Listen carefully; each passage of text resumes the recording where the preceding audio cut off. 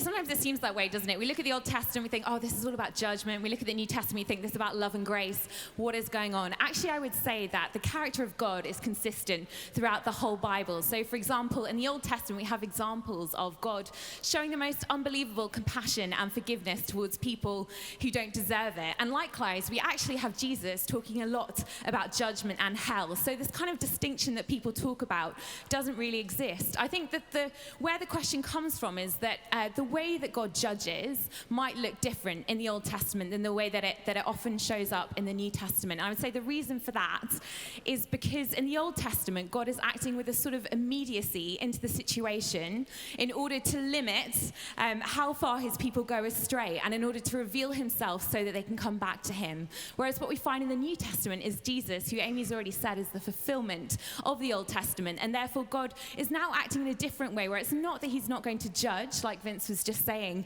There will be a day of judgment, and that's actually really important if God is a God of justice.